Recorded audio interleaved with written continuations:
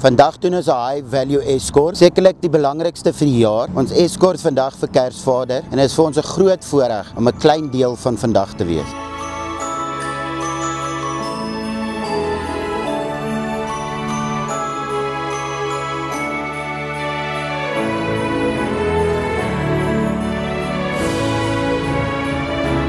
Welkom by die Toy-Run.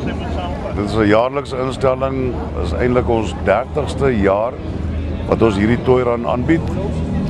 So ons is baie spesiaal want dit is 'n groot dag vir charity wat ons kinders, minder bevoorregte kinders wil help. Die bikers het 'n groot hart en ons wys dit elke jaar, nie net hier maar reg oor die land met die Toy-Run. Ons doen meer vir charities wat ons government doen. Dit is eintlik skandelik om daaraan te dink. Maar die bikers se harte is altyd oop vir 'n goeie doel. En ons support veral nou die kinders is die belangrike ding na so 'n Toy-Run.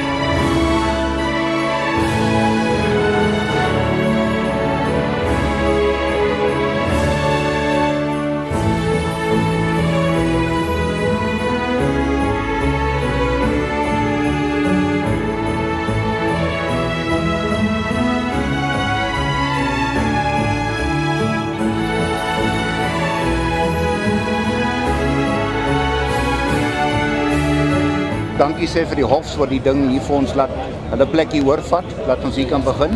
Dankie vir almal wat hier is. Sekuriteit sonder grense wat ons help met die verkeerreëlings. Afriforum wat ons help, die Wingmates Motorfietsklub wat ook betrokke is. Sonder almal se hulp sou dit nie 'n sukses kon wees nie. Baie dankie.